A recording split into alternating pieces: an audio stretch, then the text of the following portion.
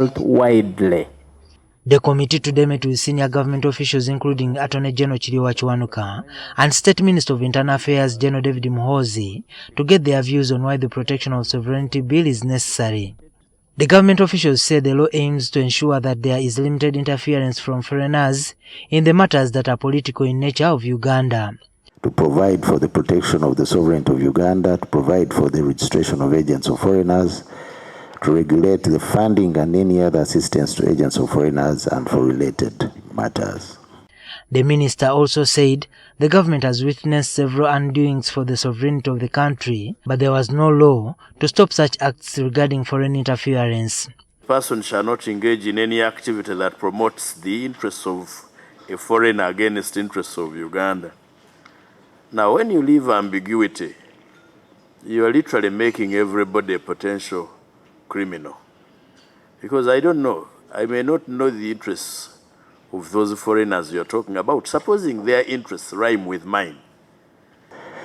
Apart from the stated gaps within our existing legal frameworks that the bill seeks to address, Uganda also exists within an ecosystem of states and other actors within the international system, with the attendant norms and international practices. Numerous countries across the world, including Western democracies, have similar legislation to regulate foreign influence, foreign funding, foreign agents, and other forms of external interference in their domestic affairs. So you decide to form a political party, you get funding from outside for purposes of protecting the interests of foreigners by, for example, saying, after we have come, we shall amend the law and give all these other people from this country citizenship in Uganda. That's wrong. So you become an agent of those people.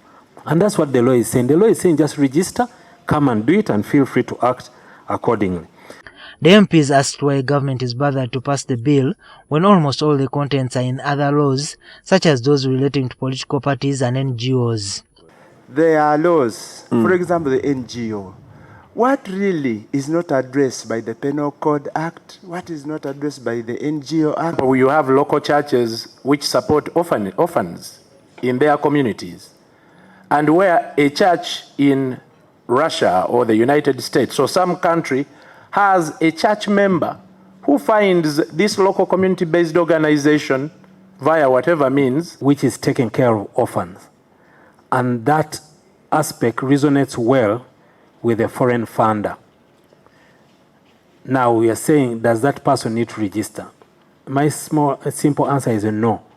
The government says the law is mainly targeting foreigners who intend to make political interference. What qualifies a Ugandan to be declared a non-Ugandan? Is it by simply traveling outside the country? Does it qualify that person to be a foreigner? All the CSOs can do whatever they want to do. But what they must be doing is supporting a policy that exists in the country. And therefore, it is incumbent upon us to consistently and openly, for example, take out the National Development Plan. That sets out the policy of government, sets out the plan of government, talks about all the things that government wants to do. And therefore, if you have a CSO which is plugging into that, that's not an agent of a foreigner. However, MPs say the bill is targeting opposition political parties by the urgency and pace at which it is being processed. Juma Kiria, NTV.